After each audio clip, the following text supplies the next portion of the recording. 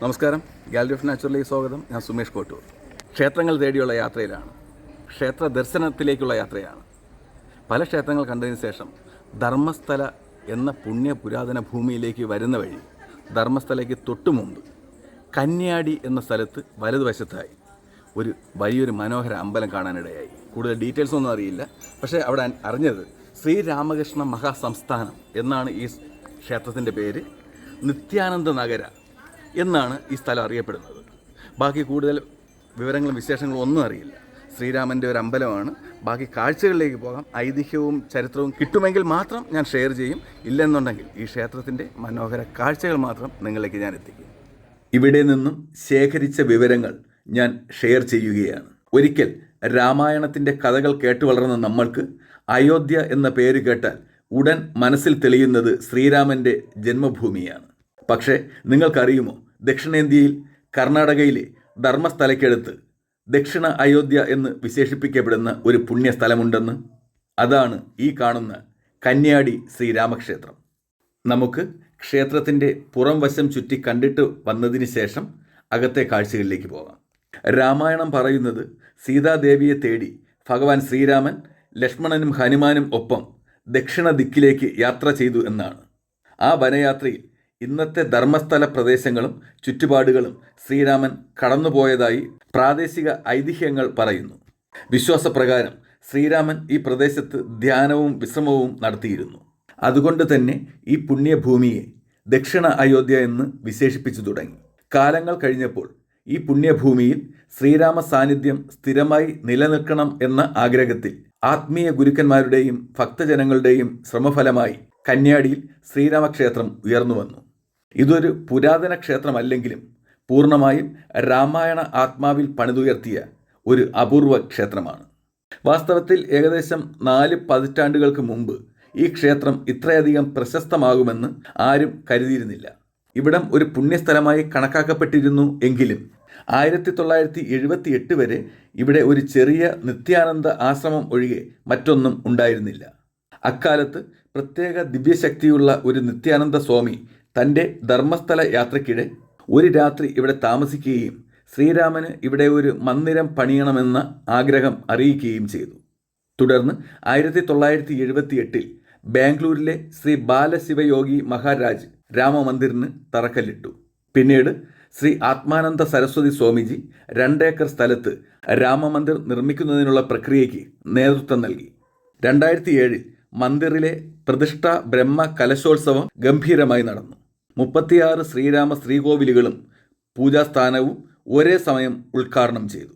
കലാസൗന്ദര്യത്താൽ സമ്പന്നമായ ഈ ക്ഷേത്രത്തിൽ തമിഴ്നാട്ടിലെ വാസ്തു, രാജസ്ഥാനിലെ സമ്പന്നമായ ഗ്രാനൈറ്റ് കല്ലുകൾ, ആന്ധ്രാപ്രദേശ്, മഹാരാഷ്ട്ര, കേരളം, തമിഴ്നാട്, രാജസ്ഥാൻ എന്നിവിടങ്ങളിലെ ശില്പികൾ കൊത്തിയെടുത്ത മനോഹരമായ ഡിസൈനുകൾ എന്നിവയുണ്ട്.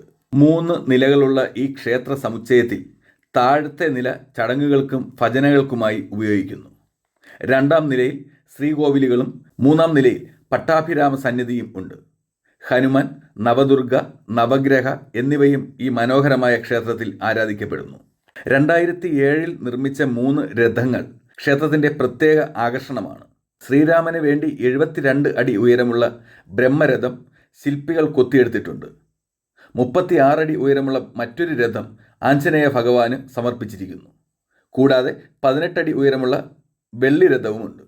ജലധാരകളും വർണ്ണാഭമായ വിളക്കുകളും ഉള്ള മനോഹരമായ ഒരു പൂന്തോട്ടം ഭക്തരെ ഈ പുണ്യ അന്തരീക്ഷത്തിലേക്ക് ആകർഷിക്കുന്നു.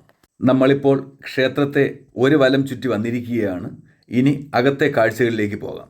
ക്ഷേത്രത്തിൻ്റെ മുകളിലെ നിലയിലേക്ക് ചെന്നാൽ അവിടെ ശ്രീരാമൻ, സീതാദേവി, ലക്ഷ്മണൻ, ഹനുമാൻ എന്നിവരുടെ ദിവ്യ രൂപങ്ങൾക്ക് മുന്നിൽ നിൽക്കുമ്പോൾ ഒരു നിമിഷം നമ്മൾ രാമായണ കാലത്തിലേക്ക് തിരിച്ചു പോയതായി തോന്നിപ്പോകും. ഇവിടെ ദിവസവും രാമനാമജപവും ഭജനകളും രാമായണ പാരായണവും നടക്കാറുണ്ട്. ശ്രീരാമ നവമിയാണ് പ്രധാന ഉത്സവം. ആ ദിവസം ഈ ക്ഷേത്രം ഒരു ചെറിയ അയോധ്യയായി മാറുന്ന കാഴ്ച അതിമനോഹരമാണെന്ന് പറയപ്പെടുന്നു. മംഗലാപുരത്തു നിന്നും 74 കിലോമീറ്റർ അകലെയാണ് കന്യാടി ശ്രീരാമക്ഷേത്രം സ്ഥിതി ചെയ്യുന്നത്. മംഗലാപുരം ധർമ്മസ്ഥല റോഡിലുള്ള ഈ ക്ഷേത്രത്തിൽ നിന്നും വെറും 4 കിലോമീറ്റർ ദൂരം മാത്രമേയുള്ളൂ ധർമ്മസ്ഥലയിലേക്ക്.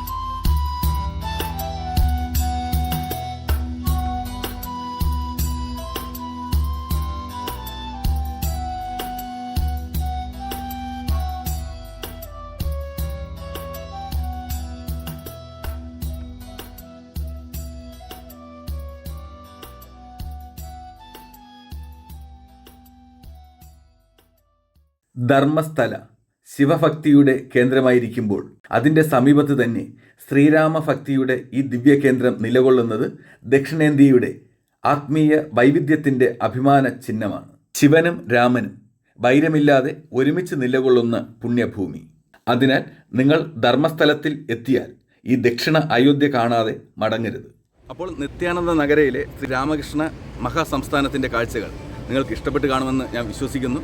അകത്ത് ഷൂട്ട് ചെയ്യാൻ പെർമിഷൻ ഇല്ല, എന്നാലും ട്രിവാൻഡ്രത്ത് നിന്ന് വന്നെയാണ്, അമ്പലങ്ങൾ ഞാൻ ഇങ്ങനെ ഷൂട്ട് ചെയ്ത് പ്രൊമോട്ട് ചെയ്യുന്നുണ്ട് എന്ന് പറഞ്ഞുകൊണ്ട് അവർ അകത്ത് അത്യാവശ്യം ഷൂട്ട് ചെയ്യാൻ അനുമതി തന്നു. അതിന് ഈ ക്ഷേത്രത്തിലെ ഭാരവാഹികളോട് ഞാൻ നന്ദി കൂടി അറിയിക്കുന്നു. ഇനി ഞങ്ങൾ അടുത്ത് പോകുന്നത് ധർമ്മസ്ഥല എന്ന ക്ഷേത്രത്തിലേക്കാണ്. ഈ വീഡിയോ ഇവിടെ പൂർണ്ണമാകുന്നു. അടുത്ത കാഴ്ചകളുമായിട്ട് അടുത്ത വീഡിയോ കാണാം. നന്ദി, നമസ്കാരം.